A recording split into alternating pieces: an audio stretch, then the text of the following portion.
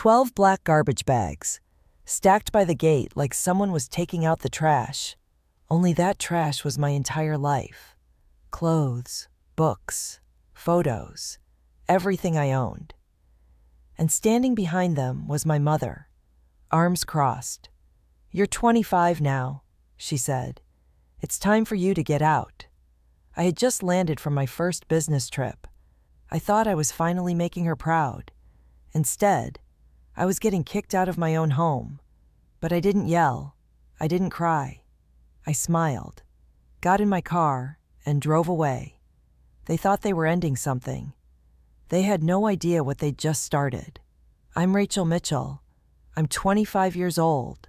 I lived at home with my mom and 3 older siblings in a modest neighborhood just outside Charlotte, North Carolina.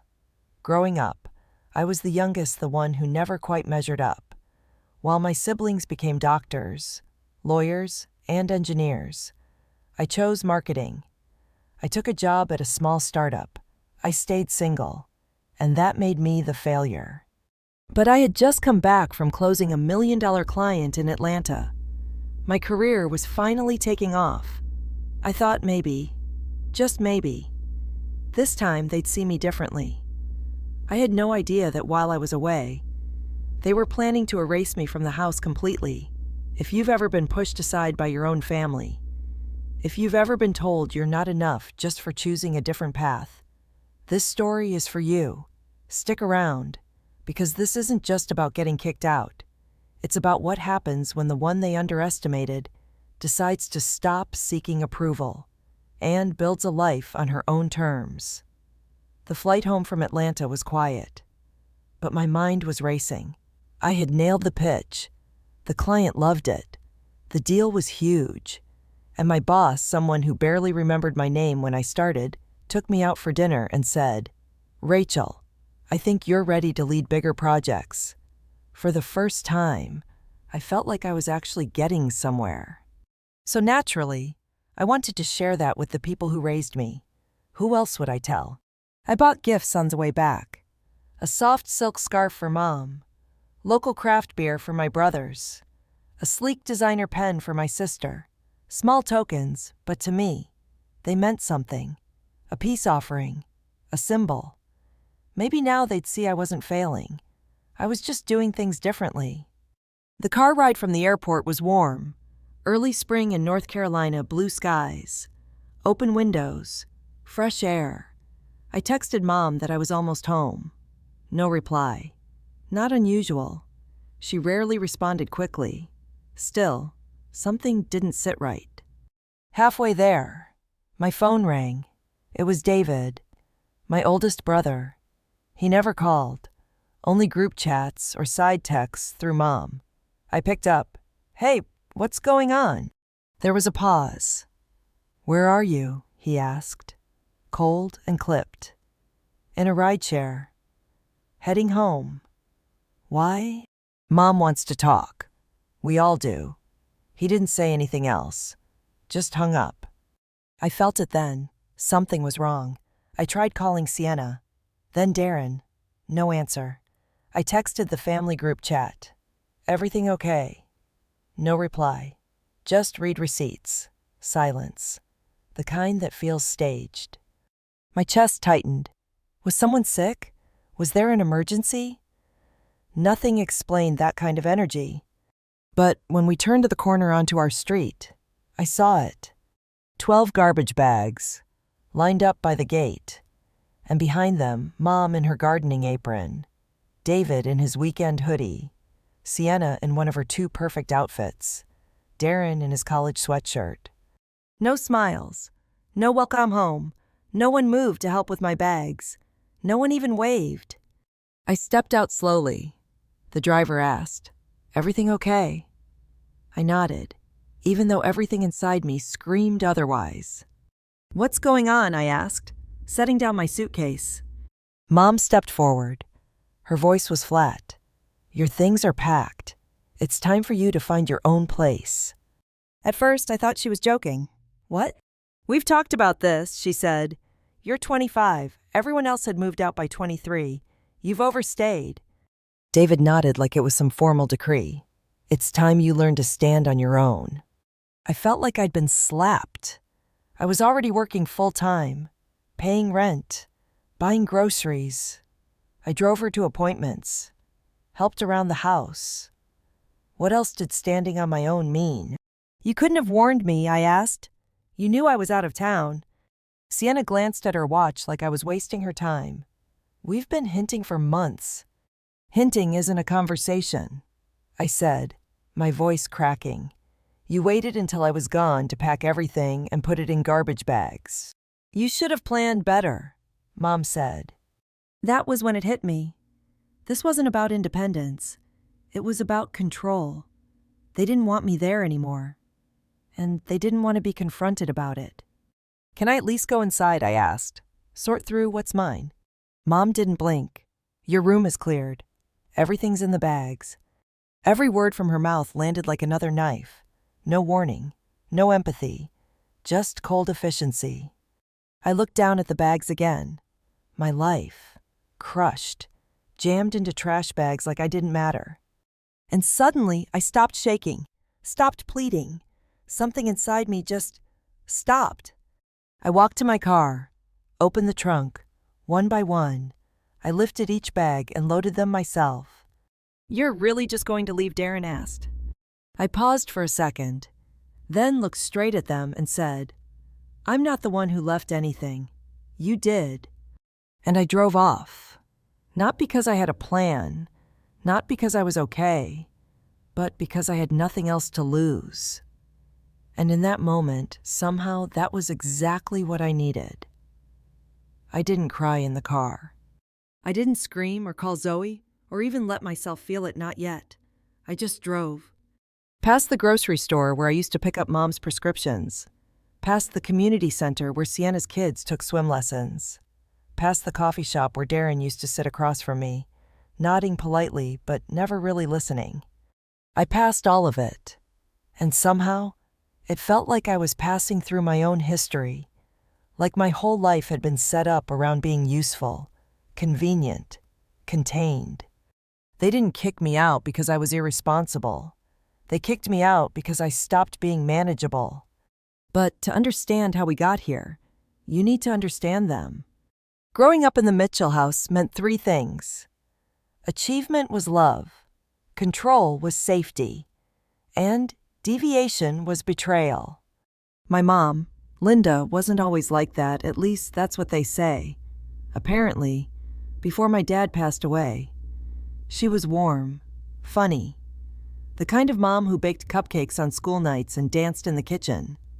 But I was 7 when he died, and that version of her died too. She went into survival mode, 2 jobs, no time, no softness, and from that moment on, we all had a role. David, the eldest, was the golden boy, class president, pre-med, scholarship to Chapel Hill, now a dentist with a corner office and a house in Ballantyne. Sienna followed close behind, straight-A student, captain of the debate team, now a family attorney with a picture-perfect husband and 2 kids. Darren, the quiet achiever, majored in software engineering and started pulling 6 figures right out of college. And then there was me, Rachel, the creative one, the one who didn't go to law school, the one who didn't get married by 25, the one who chose marketing over medicine. At home, it was never said out loud, but it was always there. Success had a look, a schedule, an order of operations. I didn't fit any of it. After college, I moved home thinking it would be temporary. Rent was ridiculous.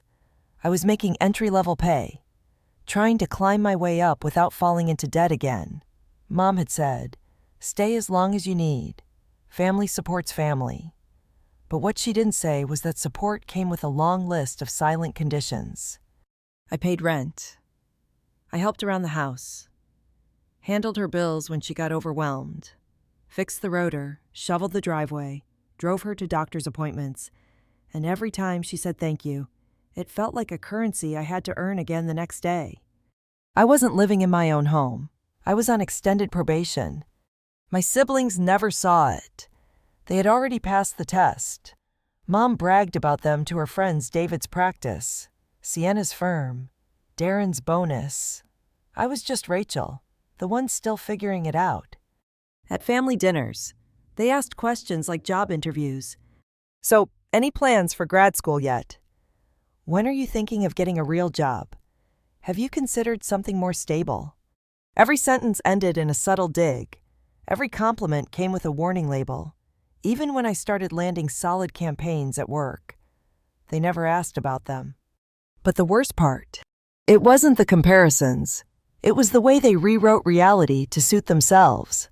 Like when Mom said, "You're lucky we let you stay this long," as if she hadn't told me to move back, as if I hadn't paid her thousands in rent over the past 3 years.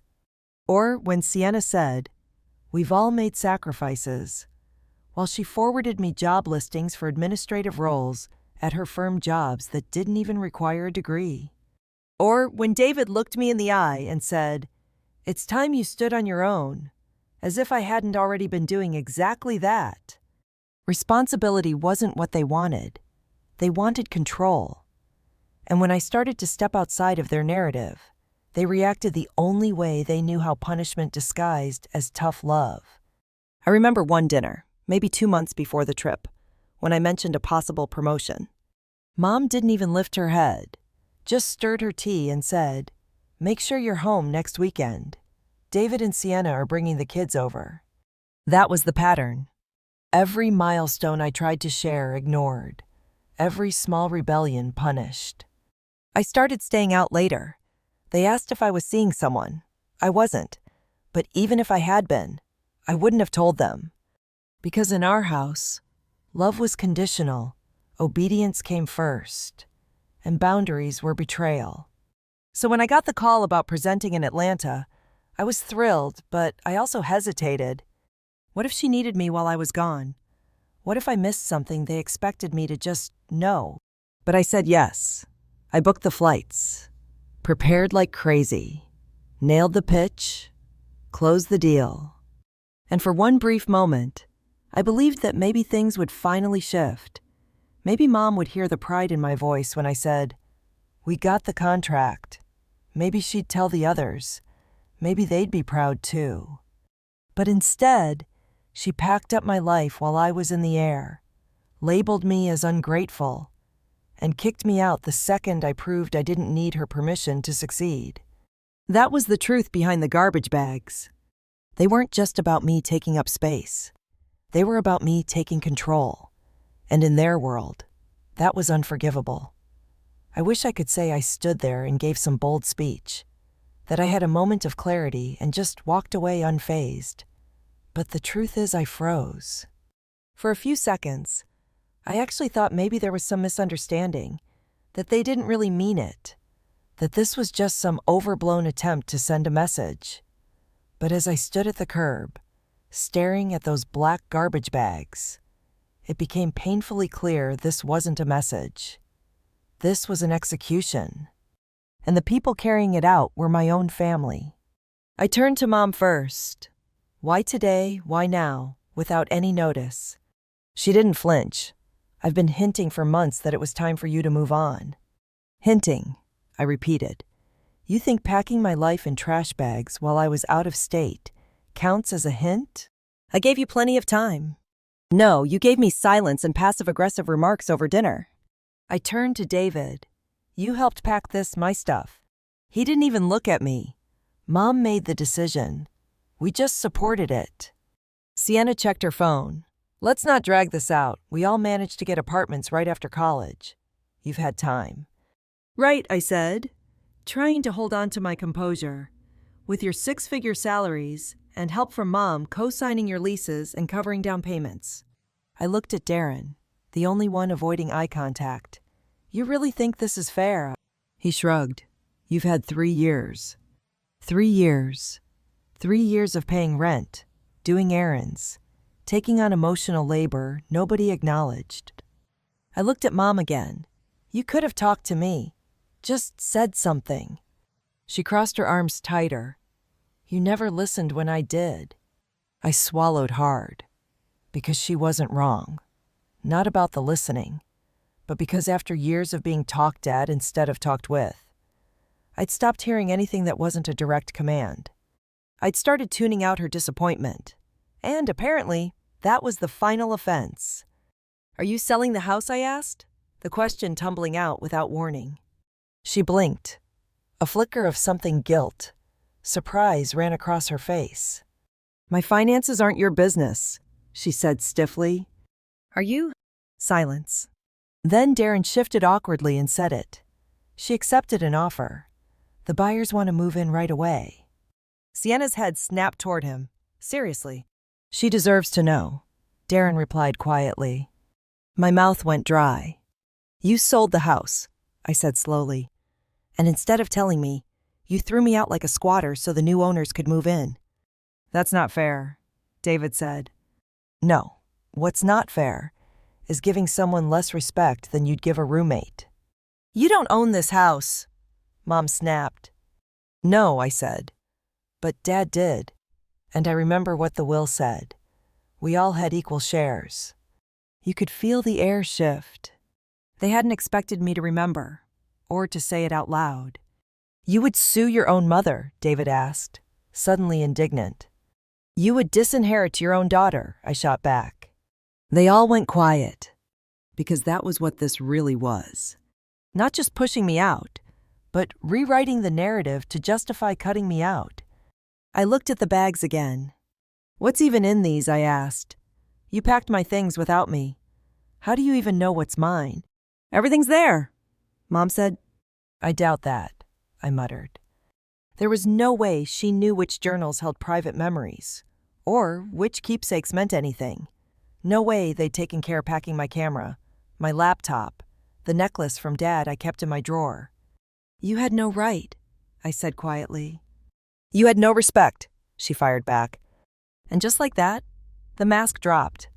It wasn't about responsibility. It was about resentment. "This is ridiculous," I said. "Let's go inside and talk." "There's nothing to discuss," Mom replied. "There's everything to discuss," I snapped. "You blindsided me. You're selling a house that legally belongs to all of us. And you're trying to cut me out because I didn't follow your blueprint for success." "You've been dead weight," Sienna said sharply. "And frankly, we're tired of pretending you haven't." It hit like a slap. Dead weight. From the sister who I used to stay up with when her first baby wouldn't sleep. From the sister I helped write closing arguments for during her bar exam. "You're unbelievable," I said. "No," she replied. "We're done." I scanned their faces.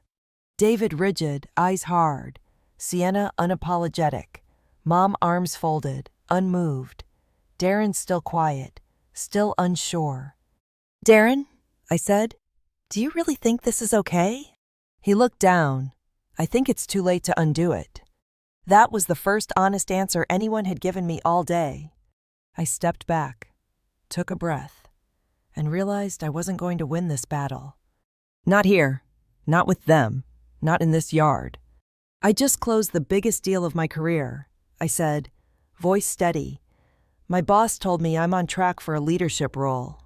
I brought all of you gifts. I thought maybe, just maybe, you'd be proud." No one spoke. I laughed. It wasn't funny, but it was either laugh or fall apart. "Of course," I said. "Why would you be proud when you could be petty?" I grabbed the last bag, opened my trunk. Everything fit, just barely. When I shut the hatch, I turned to face them one last time. "I hope the sale's worth it," I said. And with that, I left. I didn't remember the drive to Zoe's, just the hum of the tires, and the sharp sting of tears I refused to let fall. It was strange.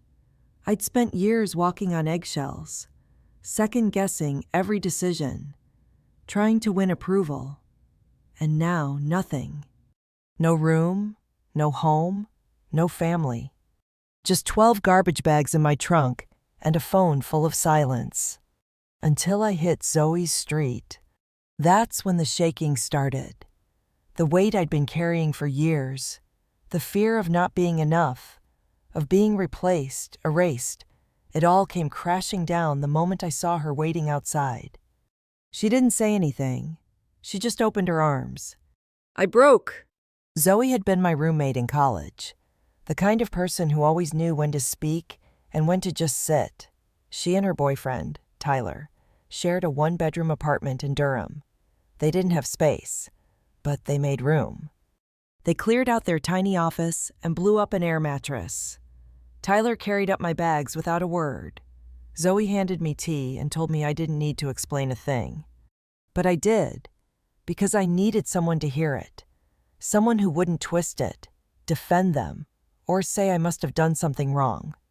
I told her everything: the trip, the deal, the ambush, the bags, the silence, the look on my mom's face. By the time I finished, she was shaking her head. "This isn't normal," she said. "Rachel, this is emotional abuse." The word felt too big, too heavy. Abuse. I wasn't ready to use it, but hearing her say it made something click. Because what happened to me, it wasn't tough love. It wasn't parenting. It was control. And when control didn't work anymore, they discarded me. That night, I didn't sleep. I lay on the air mattress staring at the ceiling, surrounded by garbage bags full of things I couldn't unpack yet. Every time I closed my eyes, I saw the driveway, the bags, Mom's arms folded, Sienna's eyes rolling, David's silence, Darren looking down. I had been erased from a house I helped hold together. But as much as that broke me, it also freed me. There was nothing left to prove. And that realization, it was the first brick in what would become my foundation. The next morning, I opened my laptop and started searching. Apartments, rooms for rent, studios, anything. I still had some savings, but not much. Enough for maybe 1 month's rent and a deposit. But most places in Charlotte wanted references. Long-term employment history, high credit. I had a job, sure, but it was recent. And my credit wasn't perfect. And no, I didn't have a glowing landlord review because I'd been paying rent to my own mother.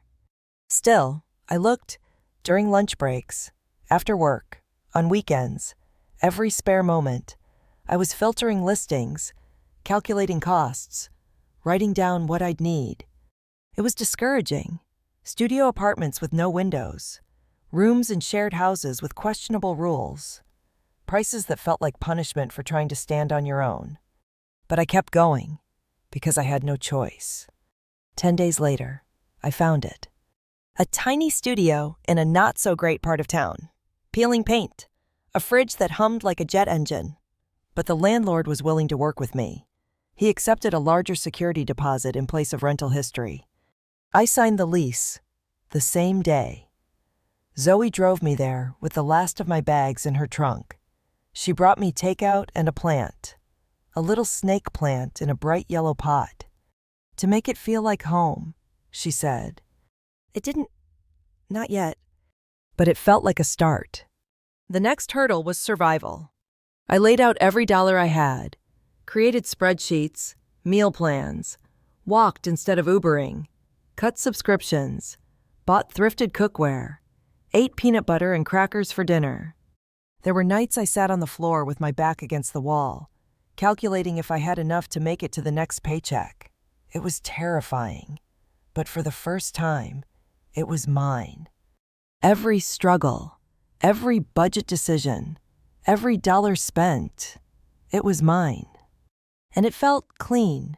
No guilt, no judgment, no emotional toll in return for shelter. Just survival, earned and owned. Work became my anchor. I started showing up early, stayed late, pitched more ideas, took more initiative. The campaign I landed in Atlanta was still in motion, and I made it my mission to make it flawless. Every meeting, I came prepared with data, insights, adjustments, and people started noticing. "You've really stepped up," my boss said after a big client call. "You've got leadership in you." I nodded, but inside I thought, no, I've just been unleashed. Still, I was unraveling inside. Nightmares, panic when I heard footsteps outside my apartment. I avoided texts, blocked my mom's number. Every time my phone buzzed, I felt sick. Zoe noticed. "You should talk to someone," she said. "I can't afford therapy." "You've got insurance now." I hadn't even thought of that. I'd been so used to survival mode. I didn't realize I had options. She helped me find someone, a therapist who specialized in adult children of controlling families. Our first session broke me open. "What your family did wasn't a failure of communication," she said. "It was a violation of trust." And that was it. That was the word I hadn't been able to say before. Violation. I hadn't been a bad daughter. I'd been betrayed. Over the next few weeks, something shifted. Every day, I fixed one small thing. Bought one dish, one cleaning supply, one curtain rod. I learned how to seal a leaky pipe with YouTube tutorials. Taught myself how to cook pasta in a single pot. Built furniture from scratch. Every skill I thought I didn't have, it was just buried under their doubt. And every time I succeeded, I wrote it down. Not to brag, but to remind myself. I was capable. I wasn't lost. I was just free. 3 months after being kicked out, I woke up to sunlight pouring through my own window. Not a childhood room frozen in time. Not a guest space. Not temporary. Mine. The peeling paint was still there. The appliances still whined like they were on their last leg. But the little studio I'd scrapped together was finally beginning to feel like a home. The snake plant Zoe gave me sat on the windowsill, a little taller than before. I had a cheap rug, a thrifted coffee table, and a foldable desk I built myself. It wasn't impressive to anyone else, but to me, it was everything. Because no one could pack it up without warning. No one could take it from me. And most importantly, no one could make me feel like I didn't deserve it. At work, things had changed too. That Atlanta campaign.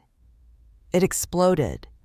Our clients' engagement numbers jumped 40% in the first month. Click-through rates doubled. Their sales surged. Our CEO brought it up at a company-wide meeting. "Rachel's strategy set the new bar," he said. "This is the kind of work we should all aim for." My team clapped. My boss smiled. And in that moment, I didn't think about my family. I didn't wish they were there to see it, because their silence no longer mattered. I was no longer seeking permission to be proud of myself. The raise came a week later, then the title change, Digital Marketing Lead. With it came better hours, more flexibility, and enough income to move to a safer neighborhood. I found a place with real windows, thicker walls, and even a tiny balcony. The first time I walked through the new apartment with the keys in my hand, I stood in the middle of the empty living room and cried. Not because I was sad, but because I'd done it. I'd started over, without them. And I hadn't just survived, I'd built something better. Socially, things changed too. I stopped shrinking in conversations. I stopped saying yes to things that drained me.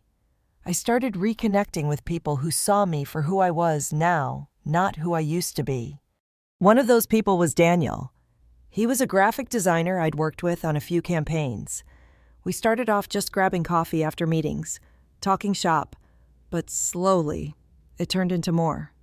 He never pried, never judged, and when I finally told him what had happened with my family, he didn't offer excuses or push me toward reconciliation. "They sound toxic," he said. "I'm sorry they treated you that way." Simple, clear, no defense of them, no passive-aggressive, but they're your family. Just acknowledgement. And somehow, that felt more healing than 1,000 apologies. But even with all that progress, some wounds stayed raw. One afternoon, I ran into Darren, my youngest brother, at a Whole Foods downtown. We both froze. He looked older, tired. "You look good," he said awkwardly. "I'm doing well," I replied, and I meant it. "Mom's been asking about you," he added. She misses you." I raised an eyebrow. She has a strange way of showing concern, cutting off contact and all. You cut her off, he said, like I'd just rewritten history. I laughed quietly. After she packed my life in garbage bags. You're right, I did. I protected myself. He shifted uncomfortably. She wants you to come to Sunday dinner, talk things through. Under what terms, I asked. He looked confused. I mean, is she ready to apologize? Acknowledge what she did? Or is this one of those pretend everything's fine dinners? He didn't answer. And that silence told me everything. I told my therapist about it the next week. You're not obligated to reopen wounds just because they pretend they've healed, she said. You get to choose which doors stay closed. And I realized she was right. Not all relationships are meant to be restored, especially the ones built on control and silence. Still, curiosity lingered. What was going on with them? Were they really just living like nothing happened? I didn't reach out, but I didn't block Darren either. He kept texting occasionally little things. Apartment listings, articles I might like. Nothing deep, but different from before. Maybe he was starting to see things clearly, maybe not. But I wasn't waiting around to find out. A few weeks later, my story took a new twist. I got an invite to speak at a local women in marketing panel. Someone from another company had heard about my Atlanta campaign and wanted me to share how I built it. For a second, I hesitated. The old voice returned. Who are you to speak? You didn't even go to grad school. Your siblings wouldn't care. Your mom would roll her eyes. But I shook it off, because none of those voices belonged to me anymore. I said yes. The day of the panel, I stood backstage holding a note card with my talking points. Zoe was in the front row. Daniel was beside her. People I respected were in the audience. And I spoke. I talked about creativity, failure, pushing through doubt. I shared how losing everything made me clearer, sharper. How not having a backup plan forced me to become one. And when I finished, people stood up. Afterwards, a woman came up to me and said, I've been working under a boss who reminds me of your mom. What you said, it made me realize I don't have to keep proving myself to people who'll never see me. I held back tears, because I knew exactly what that felt like. That night, I went home to my quiet apartment, lit a candle, sat on the floor, and I realized I wasn't just recovering anymore. I was rebuilding. Not out of revenge, but out of clarity. They hadn't believed in me, and it no longer mattered. Because I did. And for the first time, that was enough. 6 months to the day after I found my life in garbage bags. My phone buzzed. Then it buzzed again, and again, and again. By the end of the night, there were 60 messages, all from my mother. They started cold, accusatory. After everything I've done for you, why won't you answer me? You've changed. Then came the pleas. Please call me. This is serious. I need your help. The last message, sent just after 11 p.m., was different. I made a mistake. I need your help. I stared at the screen, my thumb hovering. Part of me wanted to delete them all, block her, walk away for good. But I didn't. I didn't reply. But I called Darren the next morning. What's going on with Mom? I asked, trying to keep my voice steady. He exhaled like he'd been waiting for the question. She lost everything. The story unfolded slowly, one bad decision at a time. After she sold the house, yes, the house that legally belonged to all of us, she made what she called an investment. Except it wasn't. It was a scam. A man from church introduced her to a financial advisor who promised high returns. She handed over everything, the full proceeds of the house, her savings, her emergency fund, gone. Worse, she'd already promised pieces of that money to David and Sienna. David had put a deposit down on a vacation home. Sienna had started renovations on her kitchen. And now they weren't speaking to her either. She was staying in a motel. Her bank account was nearly empty. And, for the first time in her adult life, she had nowhere to go. "She mentioned your name," Darren said quietly. "She thought maybe you'd let her stay with you." I didn't even laugh. I just went still. "She threw me out," I said, "and now she wants to move in." "I know," he replied. "I told her it wasn't fair to ask." And for once, we agreed. Still, something flickered under the surface. Not pity, not anger. Something heavier, like a scale tipping the other way. For the first time, she was the one asking, and I was the one in control. I didn't decide right away. I spoke to Zoe, to Daniel, to my therapist. Forgiveness doesn't have to mean access. My therapist reminded me, you can care without sacrificing your peace. That stuck with me. I didn't owe her my space, but maybe I could offer her a moment of truth. So I agreed to meet her. Neutral ground. Public. No drama. We chose a Panera Bread. Daniel drove me and waited outside, just in case. When I walked in, I almost didn't recognize her. Gone were the polished heels, the bold lipstick, the crisp posture. She looked smaller, tired. Her hands trembled around a coffee cup. "Thank you for coming," she said softly. "I didn't think you would." I sat down. I almost didn't. We stared at each other for a long moment, two people with years of unspoken things between them. "I lost everything," she said. "The house, the money. Your brother and sister won't talk to me." I nodded, careful not to let my guard drop. I heard. She blinked. "I need help." There it was, the unspoken request finally voiced. And I took a breath. "Do you understand what you did to me?" I asked. She looked startled. "I thought I was helping you become independent," she said. "I may have handled it badly, but you packed my life into trash bags while I was on a business trip." I interrupted. "You didn't give me a warning. You ambushed me. You sold the house behind my back and tried to cut me out of it entirely." She tried to respond. I kept going. "You didn't help me become independent. You left me homeless." Tears welled up in her eyes. "I made mistakes." "Yes," I said. "You did. And now you're living with the consequences, just like I did." She opened her mouth to protest, but I held up my hand. "I'm not here to rehash everything. I'm here because I'm willing to offer help, but not on your terms. On mine." I laid it out clearly. I would help her research affordable senior housing. I'd contribute a modest amount each month to help with basic expenses.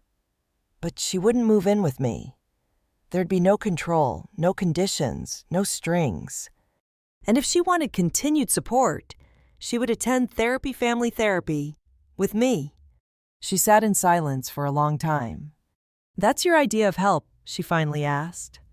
"That's what I can offer," I replied, without losing myself again. She looked down at her cup.